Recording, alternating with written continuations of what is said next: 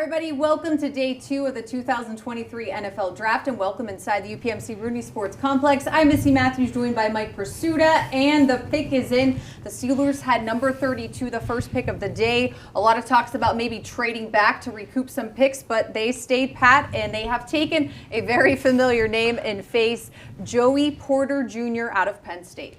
Missy, I don't know about you, but when this process began and in the days leading up to the draft, I was wrestling with a significant question. Are they going to take an offensive tackle or are they going to take a cornerback, number one? Well, they wind up getting both. And I think, we saw a Mike Tomlin yesterday that was bordering on elation after things worked out the way they did with Broderick Jones. I think they're going to be pretty happy with this pick as well. At least that's my assumption. Joey Porter Jr. is not a stats guy, but part of that is because he's pretty good at his job and he doesn't get thrown at a ton. Not a guy who got a lot of interceptions at Penn State, one of those, one sack in 4 years, but 11 pass defenses this past season, 6 of them against Purdue. That's a school record. And a guy who is a physical specimen. You can see him towering over the receiver here. He's got long arms, and when I say he's got long arms, 34-inch length. Dane Brugler from The Athletic said that Joey Porter Jr. has go-go gadget arms.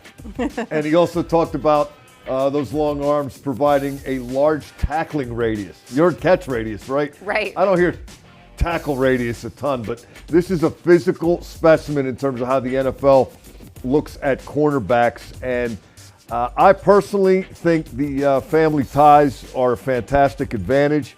Not just a son who had a father playing in the NFL, but a son going to the team where the father made his fame and his name, where the father was a driving force, both with how he played and with how he led emotionally and his fire on a Super Bowl winning team.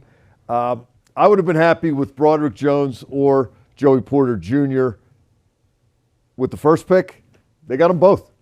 And having 32, because it is day 2, it's almost like having a first-round pick. This is from the Chase Claypool trade with the Chicago Bears.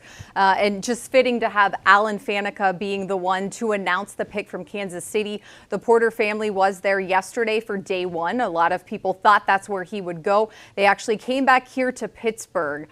So that's where he found out he gets to stay home, the place where he grew up. So very cool to see. And as you said, with the tackling radius, with that position, that's something you want to see. And, from Cam Hayward to Pat Peterson, these guys are elated to have him joining their team. And especially with Patrick Peterson, having a vet, somebody who has been through this. Great point. Such a great thing to have him to be able to mentor him and help him along through this process. Yeah, I think the same thing applies with Allen Robinson at wide receiver in a young wide receiver room. But I want to get back to the family ties thing for a minute, because I know there might be some people skeptical thinking, they just took him because he's Joey Porter's kid. Well, they took him because he can play, but how big an advantage is that? Let's go to a neutral arbitrator, if you will.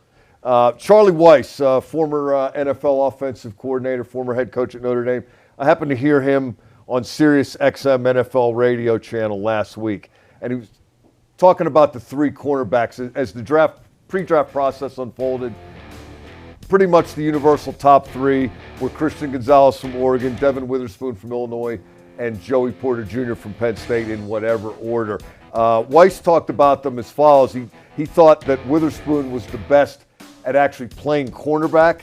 Gonzalez was the best at being athletic and fluid.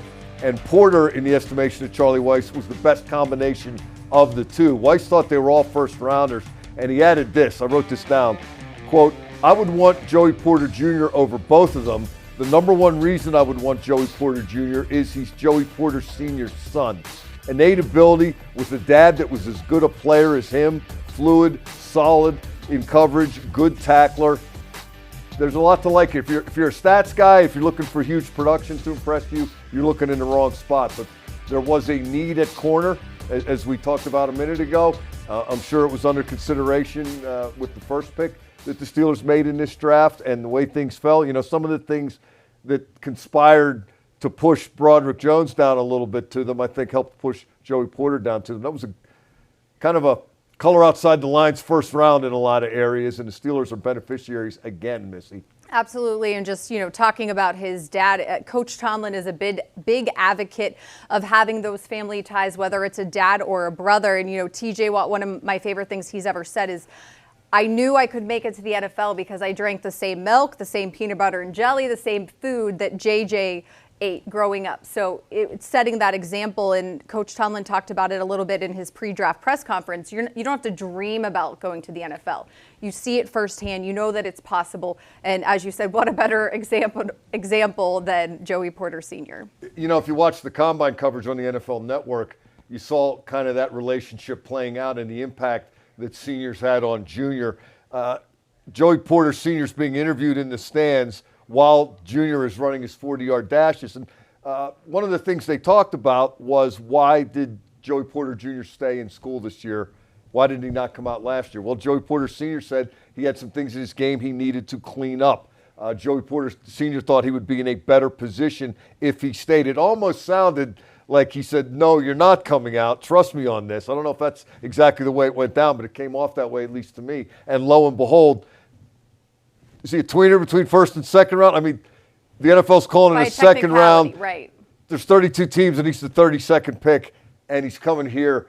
I got to believe he's going to be motivated, and I got to believe that Senior is going to be motivated to keep the family name and the legacy shining as brightly as it did on his watch. And to add to your story, to give credit to his mom, she also played a role in telling him, to stay that year as well. As a mom, I feel like you need to give the mom some credit too, not just Joey Porter Sr. But let's get to some of those tweets that I was telling you about from what will be now his new teammates with the Pittsburgh Steelers. Cam Hayward is at a Steelers draft party at Stage AE, but you can tell he's super excited as well. And we also have Patrick Peterson, who had Joey Porter Jr. on his podcast with Brian McFadden earlier this week or last week. I can't remember when I saw it. And they just talked about how special it could be if they were able to become teammates. So very cool to see. And as you said, it was a need for the Steelers. They got the offensive tackle, and being able to go defense here, they haven't had a defensive player drafted in the first 2 rounds the past 3 drafts. So it was something that, is bucking the trend a little bit and will hopefully help in what they're trying to build. As Omar Khan said yesterday, I'm just trying to build a Super Bowl championship team. Yeah, one of the other things that Dane Brugler gives Joey Porter Jr. a lot of credit for is how hard he works at his game. Now, one of the reasons Senior thought it would be better to stay in school another year was at times a year ago, Junior was a little grabby, some penalty issues at Penn State. That has been cleaned up to an extent. But Dane Brugler also points out that Porter did 17 bench press reps at 225, which, given the long arms that we talked about a minute ago, the bench press is sometimes a tough exercise if you have long arms. Brugler gives Porter great credit for 17. And also, even though he's a starting cornerback at Penn State, Missy, 4 years as a jammer on the punt return team. So he's not afraid to get in the weight room. He's not afraid to get physical. He's not afraid to keep working on his game. Check another box. And that's something Danny Smith likes, when guys like that can raise their hand and contribute on special teams. And especially for rookies, it's more than just learning your position and your job. I'm going to speculate a little bit here too as well. When we heard Omar Khan and Mike Tomlin talking about the trade with New England yesterday, when they moved up to get Broderick Jones, they said, hey, we had a definite line. We weren't going to cross. It had to be a 4th-round pick or higher. We weren't going to give up a second or a third. And they were able to get the deal done. Now, if you're watching any of the network coverage of the draft and reading Twitter, a lot of people said there was a lot of activity, a lot of discussion. The Steelers didn't just trade out of that pick because people expected them to, because they're no longer in the 4th, 5th, and 6th round. It makes natural sense, move down a little bit, get somebody else later. No, they had a price apparently. I'm assuming this is the way it went. And when the price was met by New England, they made the deal. When it wasn't met this time, they said, fine, we'll stay put. We like this guy. But you're in the position when you're the first draft of day 2. Last night, I'm sure they received calls as well, just based on how the quarterbacks were falling or not falling. And then all day today, even when they were on the clock, until I think they showed the War Room video where you could see Art Rooney II on the phone, you're probably thinking, okay, that's probably a player, not another team.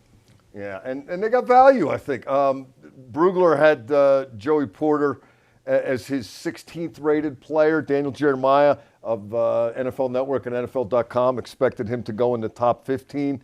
Didn't happen. Hey, every round of every draft is full of stories of risers and fallers. But I think you got value, you got need, you got a player who is established with a good college resume and a guy who they will expect to get better and be an impact player. And I want to revisit your point about Patrick Peterson, the mentor, in addition to Joey Porter Sr. and Cam Hayward and some of the leadership they have in that locker room. There's a lot of reasons why this is a fit, Missy. All right. Joey Porter Jr. is doing a conference call right now with the media. We're going to take a quick break. When we return, we'll hear from one of the Steelers' assistant coaches to talk about pick number 32. We'll be right back.